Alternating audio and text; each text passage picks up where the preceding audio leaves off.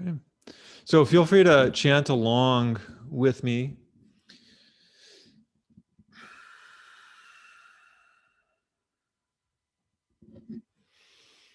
The unsurpassed, profound, and wondrous Dharma is rarely met with even in 100,000 million kalpas. Now I can see and hear it, accept and maintain it. May I unfold the meaning of the Tathagata's truth.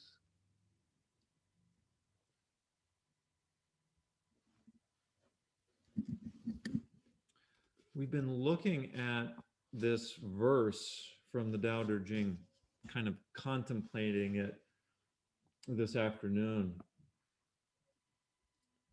Tao invariably takes no action, and yet there is nothing left undone. Even if we can't understand this at this moment, or we feel no peace of mind whatsoever, and we just want our incessantly thinking mind to stop, or to feel some degree of peace in ourselves,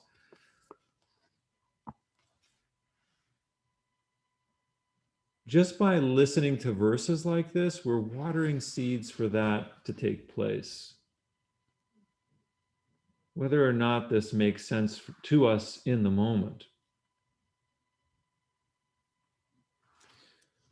So feel free to just, if you click with this, great. If not, just see if you can keep your heart open to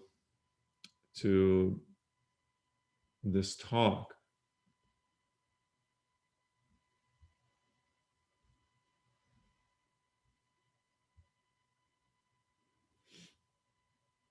We've been looking at the question of over the past few months of these retreats, the question about what is liberation? What does that mean?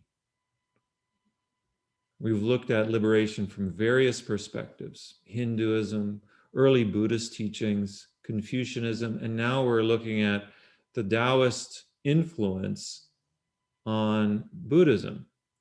And I share I think that in particular, Taoism can help us get a better understanding of how to practice meditation.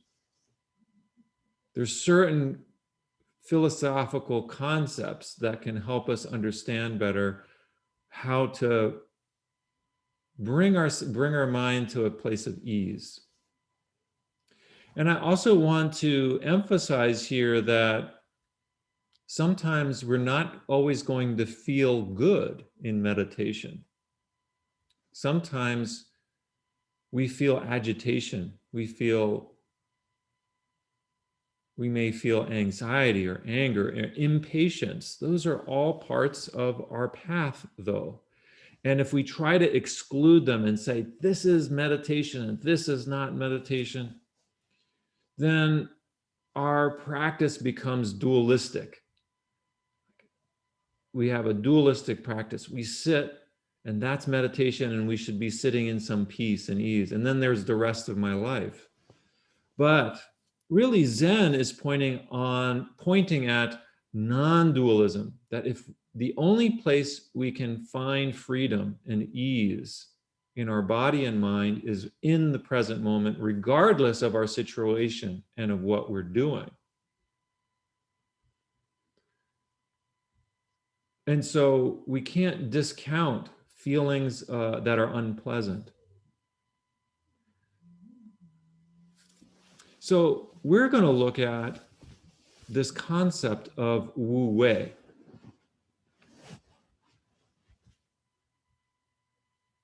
And I'd like us to consider this particular question. How did the universe come to be? And you'll see that this will be relevant to us it'll be relevant to, I think it's relevant to ask this question. It's relevant for our meditation practice.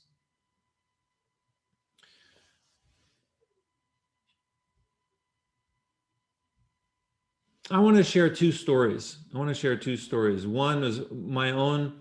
When I was a kid, I remember a bedtime story. My mother had the children's Bible, and she was reading to us, my sister and I, from the book of Genesis.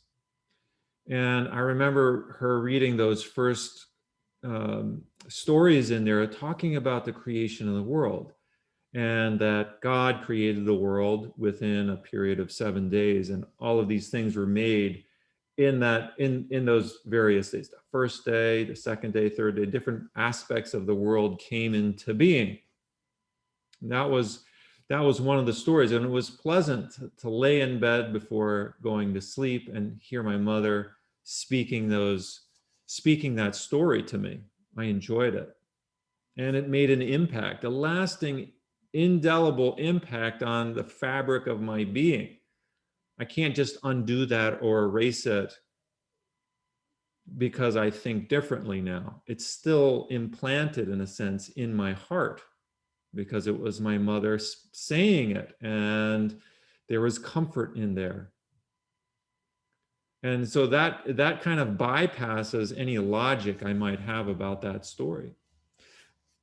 And later, the other story, of course, came in when I was studying science, and the fact that my father has a strong background in science. The other story, of course, you may also be familiar with, and that is the story of the Big Bang.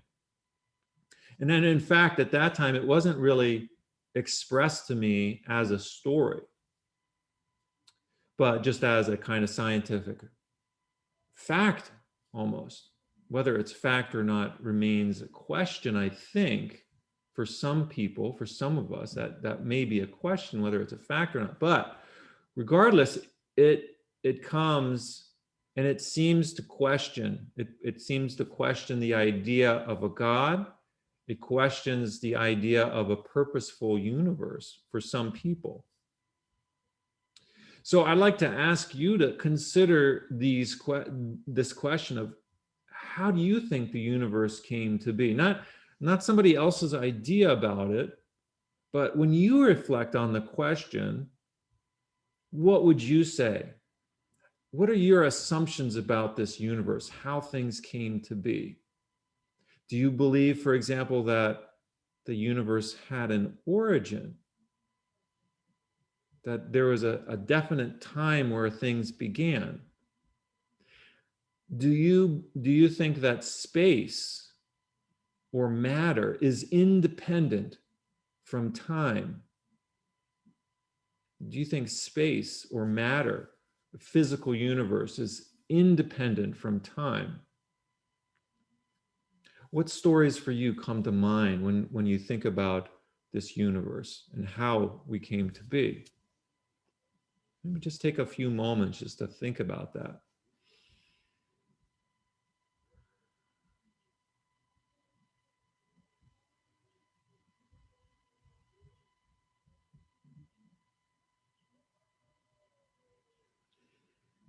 Wherever you are in this process, many, if not all of us here today, hold assumptions about the origins of the world, whether we're conscious of them or not. You may not be conscious of what you assume about the world.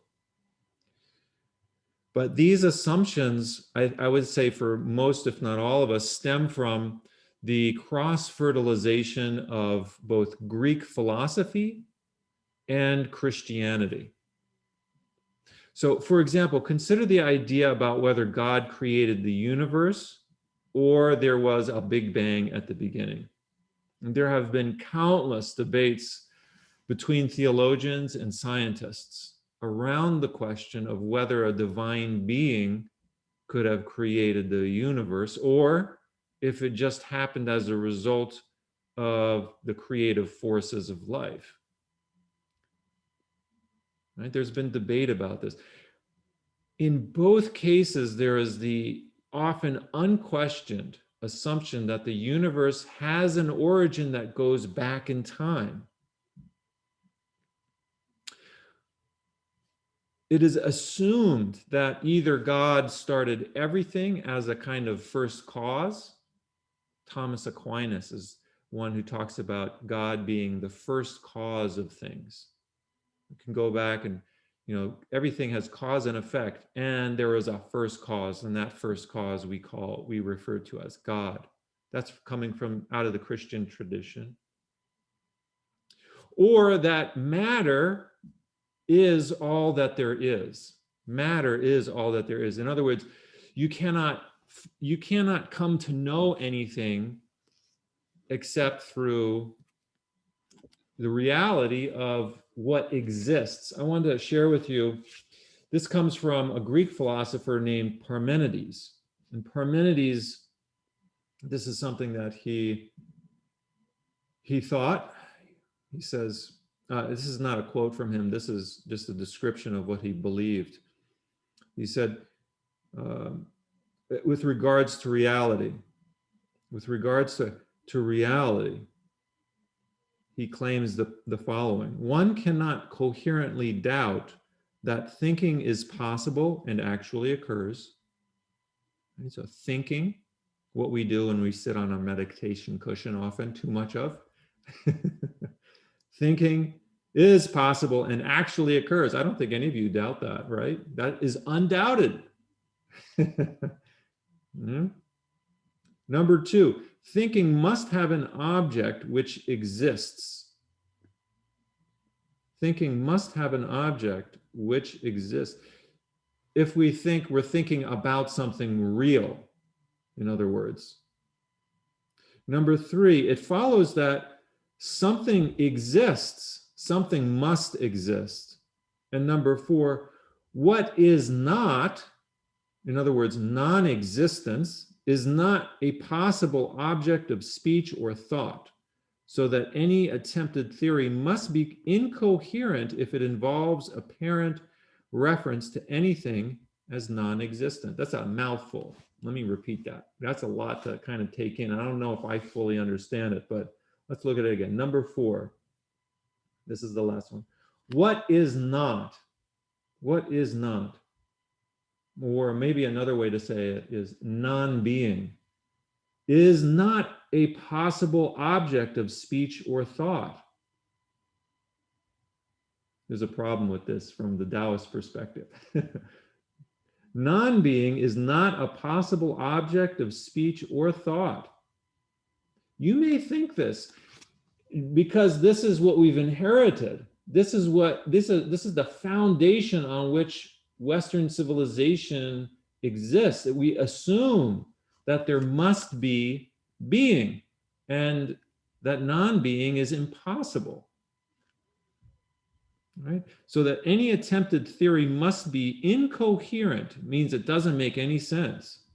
It doesn't sync up with reality if it involves reference to anything as non-existent.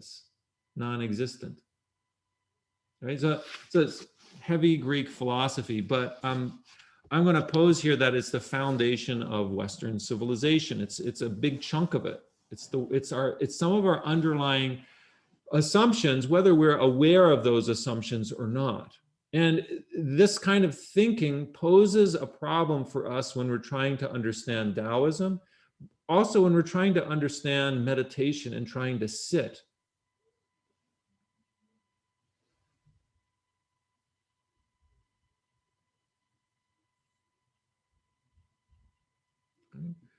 So from Western perspective, God creates the universe from nothing.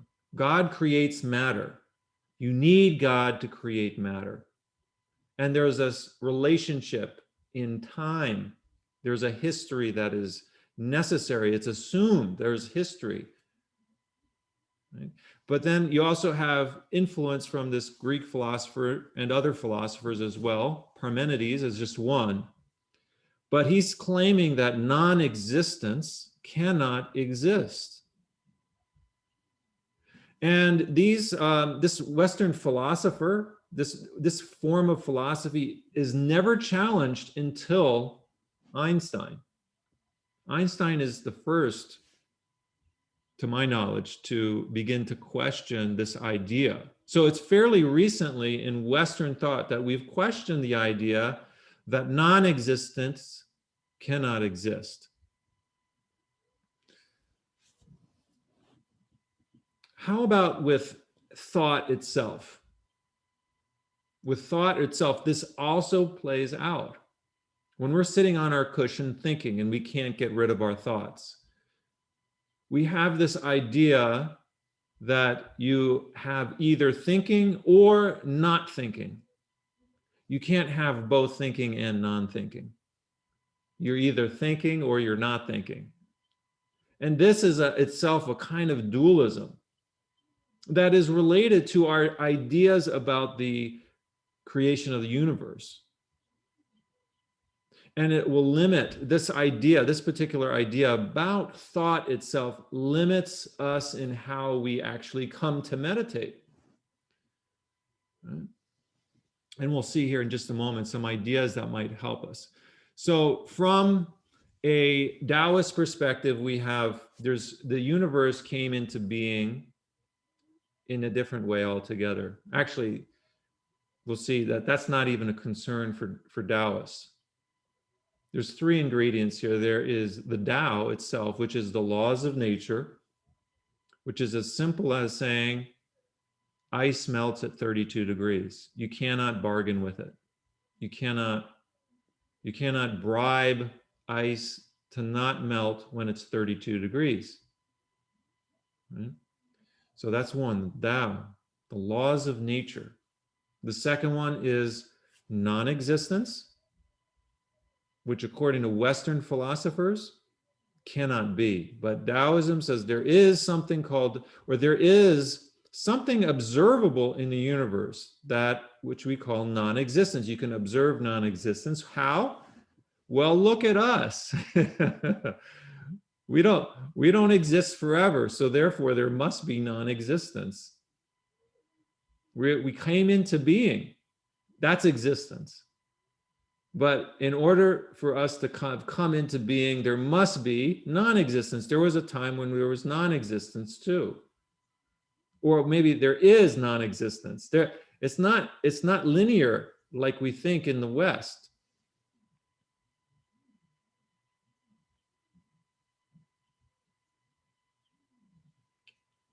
So the idea of the universe as having a beginning that can be traced back in linear time is not universal. Not everybody.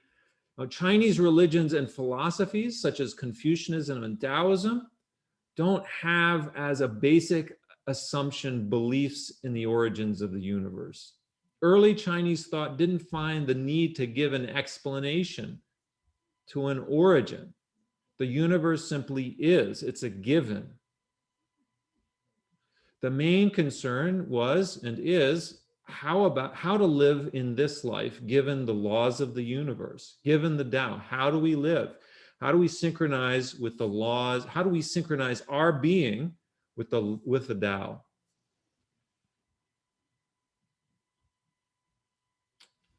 So there's these three qualities. The universe is the coming together of three qualities, right? Being, non-being, and the Tao. The Tao Te Ching says, being and non-being produce each other. This totally flies in the face of Western philosophy. Up until Einstein, this flies in the face of Western philosophy and the foundations of Western civilization. Being and non-being produce each other. The idea that being is dependent on non-being for its existence was unheard of until Einstein. And it's related to his concept, Einstein's theory of relativity, and a related concept of curvature of space-time, that space and time curve. Try to get your mind wrapped around that. It's not easy. right? Myself included, we ride on the shoulders of centuries of Greek philosophers and theologians who assumed, thought about, wrote, and communicated ideas that presented the world as having a beginning, that saw time as independent from space, and saw matter as the foundation of knowledge or for knowledge, matter as the foundation for knowledge. So, what if there were other ways to think about this than what we have kind of inherited from Western philosophy? What of that? And Taoism presents another way through this concept called wu-wei.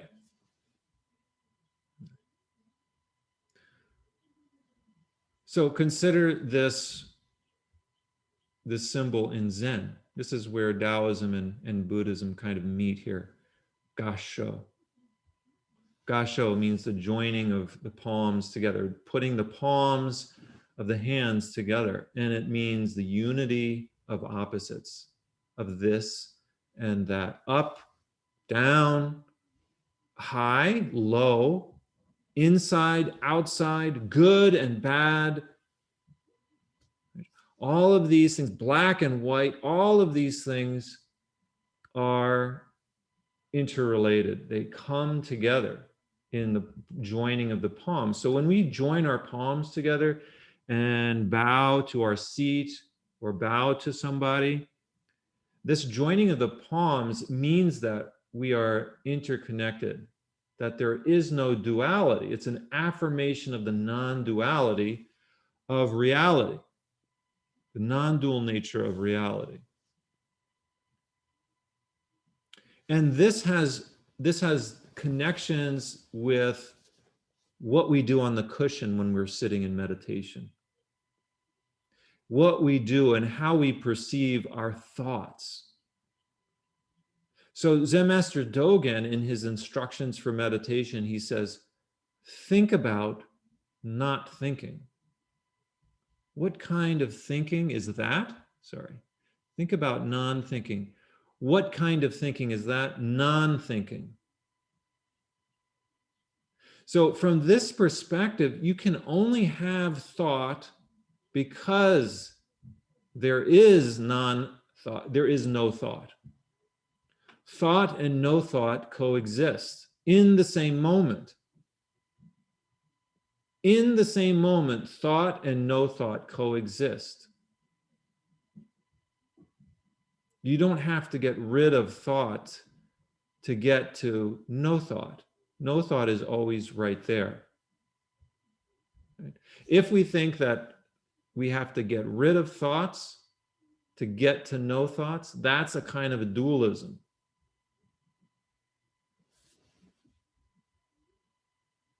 And Dogen says this non-thinking, this is the essential art of Zazen. This is what we're doing when we're doing Zazen.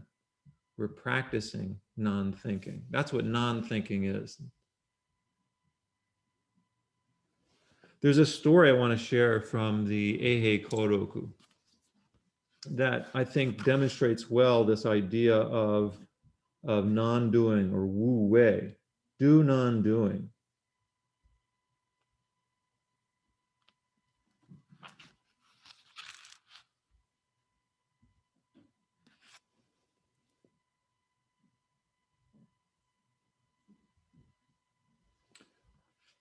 So in this story, Dogen says, seeing an opportunity and then taking action.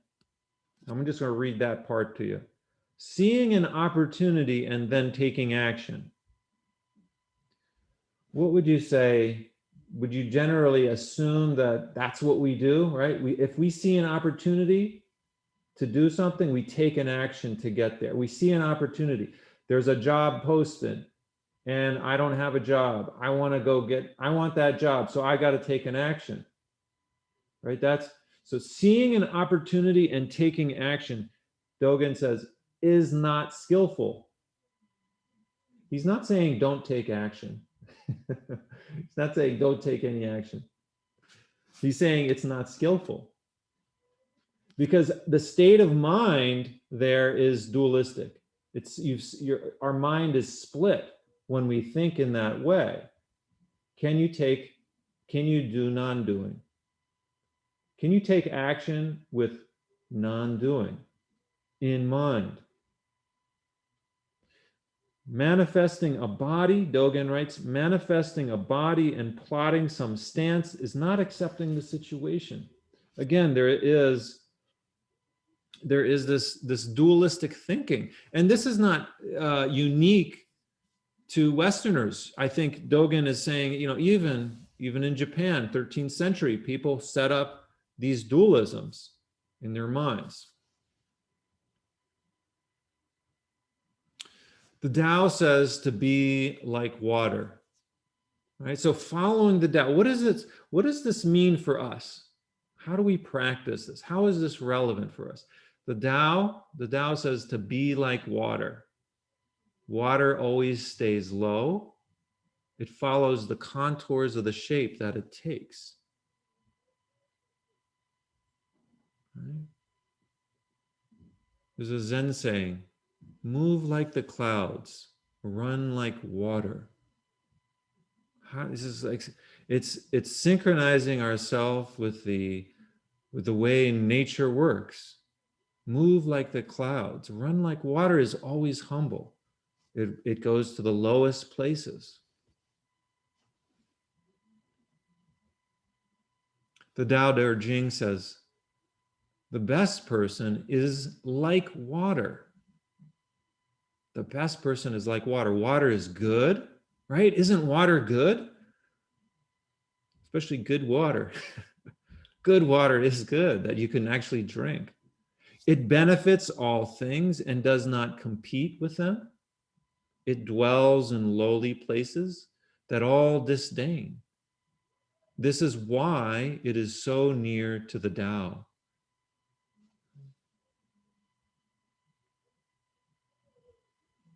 Okay, so maybe there's a good place to pause. Think about not thinking. Think about non-thinking. What kind of thinking is that? Thank you.